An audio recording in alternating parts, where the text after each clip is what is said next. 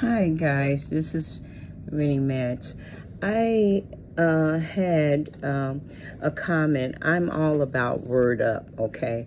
I bring news to you. I bring different topics to you, and I'm all about word up. I do many different things. I bring new news to you and things I think you should know about that's going on out there today. Some things that's related to toxic relationships that others can testify and that they have gone through. So, but I want you guys to listen up to what's going on with one of our celebrity stars as she give her testimony on what she's gone through. As a matter of fact, she's one of my huge favorite celebrity stars. And as a matter of fact, I did a couple of her tapes. I did one of my videos on YouTube. Was in the beginning, I did a video back in 2021 or 2020 on toxic relationships, things you should know about getting into relationships and how you can get out of relationships and things you should know, signs and things you should know to look out for and to prepare for, and ways you can identify being into a toxic relationship. Sometimes some of us can get into toxic relationships and we're not prepared or knowing of ways that we can get out of a toxic relationship, and we are scared to seek for help as far as when the relationship continues on and it gets domestic and violent. We get scared to ask for help. So, you know, I'm just telling you for some of you peoples out there who's gone through a toxic relationship, it's not everybody that successfully is able to remove themselves from a relationship that is toxic. It's not everyone that survives and is able to make it out of a toxic relationship, because toxic relationship leads into jealousy, and jealousy leads into envy. Envy leads into other things and other things beyond our control. It's all about okay, it's called mental illnesses. Okay, we get into relationship with people who have mental illnesses that's not aware that the illnesses that others may have is so bad, and they actually need to seek help themselves, and they're in a denial state of mind. Some people cannot be helped. They're way beyond of even getting the help that they need to you know, bypass. And then there's other things that they, you know, that can be done to keep them from suicidal things or committing murders, or, you know, taking the life of an innocent person. So I'm just saying these videos that I bring to your attention is beneficial to you. And if I can help save a single life from a toxic relationship, that's what I'm here for.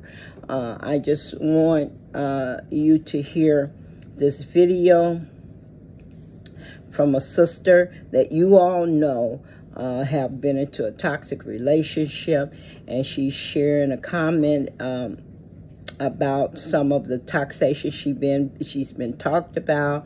She's a comedian herself, and her name is Jennifer Lewis, and I'm going to let you listen to her tape. Over 17.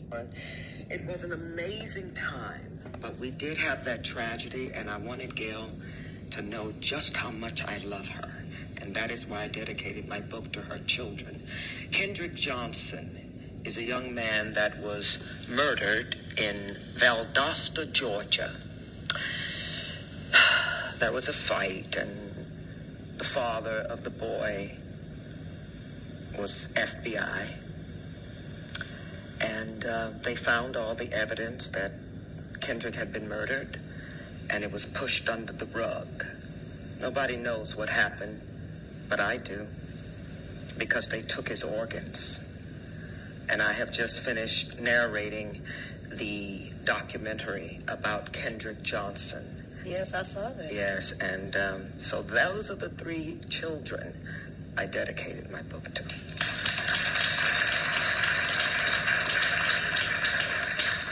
You have a couple people here tonight who helped you with this book, right?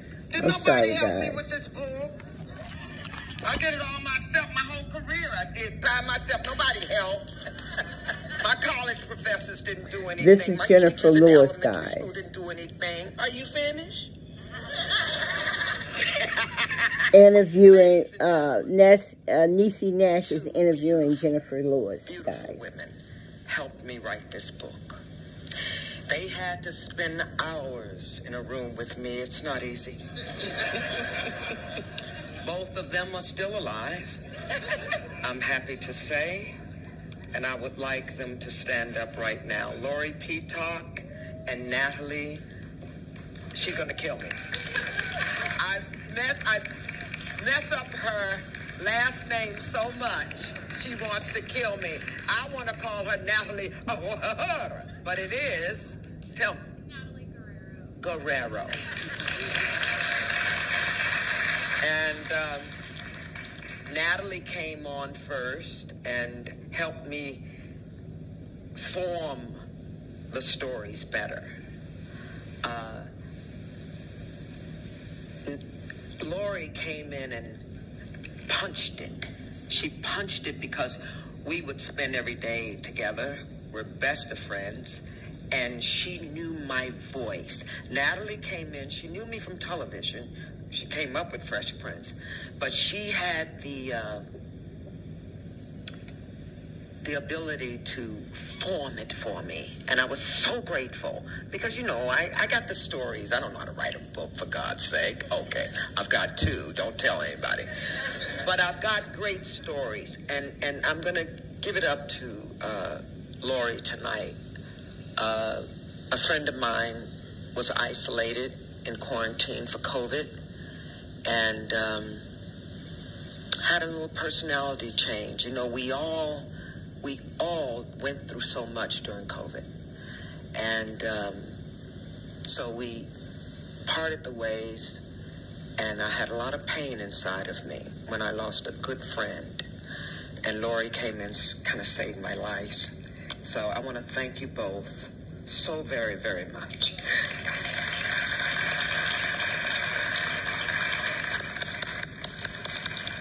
Natalie Guava.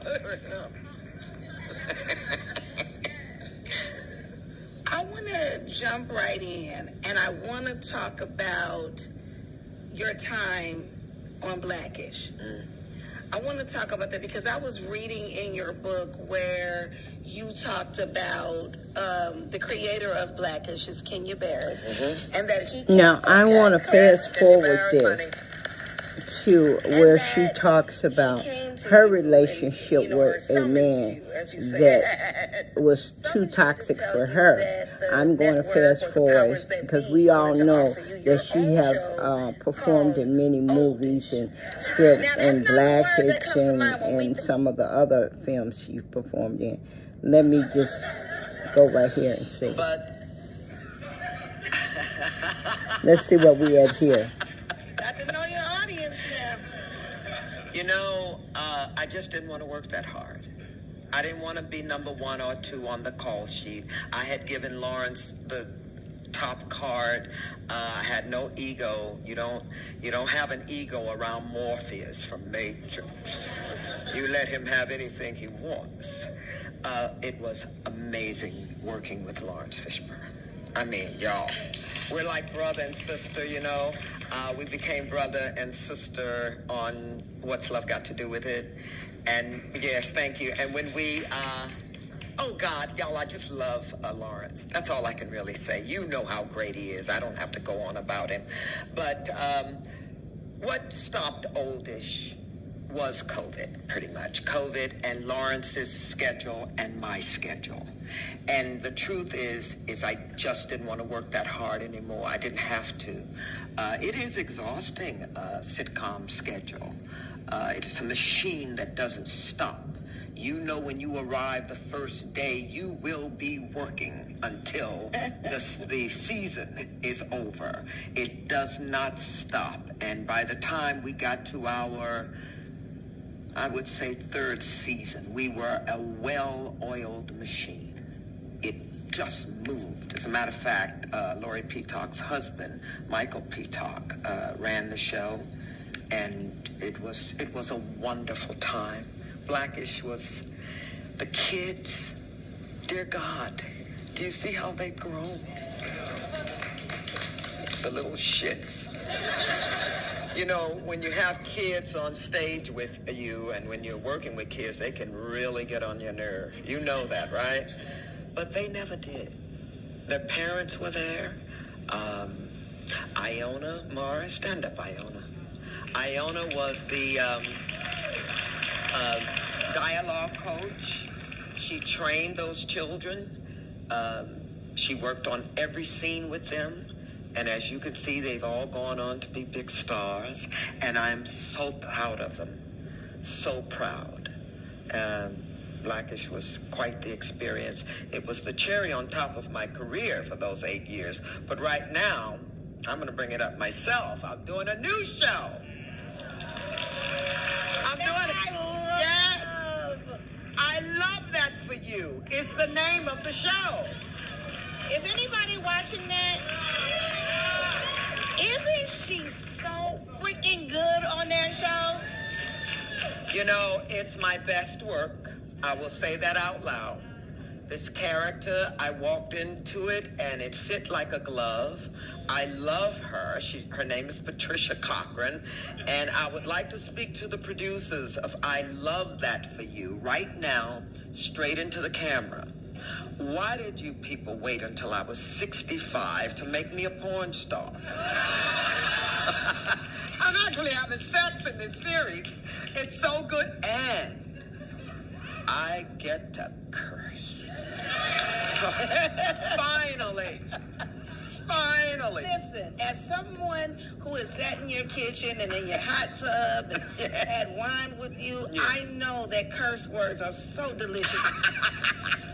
I'm being good tonight. I'm being real good because the last time I did this forum, DJ Pierce, Shangela, interviewed me, and I did so much cussing. And then I saw it, the recording, and I was like, Jenny, you don't have to cuss that much. And they bleeped it. So the whole conversation was, well, that bleep, it bleep, it bleep, bleep, bleep. Oh, and I love the bleep, bleep, bleep, bleep, bleep. I said, okay, Jenny. Because I'm going to be good tonight. One may slip. I was about to say, who are you? I know, I'm trying to be a good girl. I'm trying to be a good girl. You want to see me rowdy? You watch I Love That For You. Put on the last couple of seasons of Blackish. I am carrying on. Okay, because what you just said is a perfect transition into something I wanted to talk about. What, baby? There is a chapter in the book that you lovingly call Dickmatized. Dickmatized. Let's do it. And, you know, speaking about your character who's having all the good sex on the thing, I wanted to know, how did you, the Jennifer Lewis, find yourself stigmatized? Y'all, to the point where you were making ill-fitting decisions. I'm going to go on and say it. Please. How did you get there, and what is the biggest lesson it taught you? Okay, guys, so I met this guy who told me a whole... Come on, stay with me now. Let me get through this. It is not easy to talk about. I will admit that. It is not easy to talk about. I was involved in a romance scam. Lots of lies. If you've seen that Tinder swindler, that's exactly what happened. He was by the book. He was a professional. He had been doing it since he was 15 years old. This sociopath was as good at what he did as I am as with what I do. He had a titanium tongue. He played it by the book. Now, this is why I didn't see it. Y'all know I've lived the spectrum. I'm from the street. I should have saw this son of a bitch coming. But I was not paying attention. I was off getting an honorary doctorate, doing a commencement speech, sending 11,000 students into the world. I was getting a Lifetime Achievement Award. I was visiting 2 of my friends who were turning 60 at the time in Santa Fe and San Antonio. I knew him for 3 months. He had painted a fantasy, and like a damn fool, I thought I could live a normal life. Married, he had 2 kids that he used, and that's why I stayed on his ass, because he used his children. Adults carrying on and do what they do is one thing, but you don't get to use your children when you lie. Because it was after he brought his children to my home that I softened and said I would invest in our future. So that's what happened. You understand, I have lived the spectrum. I can read people at 600 paces, but I wasn't paying attention. So pay attention. That's why I put it in the book. That's why I gave you my personal life. The biggest embarrassment of my life. Yes, I was embarrassed. I felt stupid. I invested 50 grand. When I saw him at court, I looked at him, y'all. I said, 50 grand is sushi to me, motherfucker.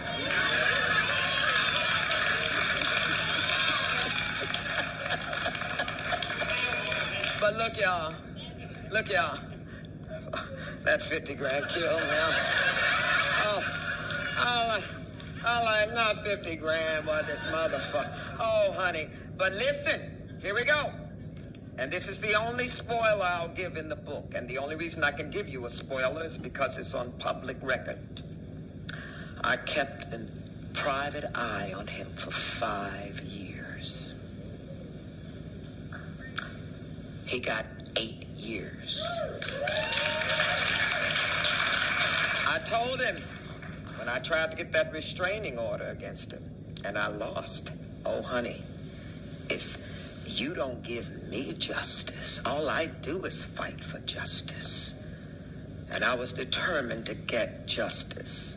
And you can bleep this. Don't fuck with me.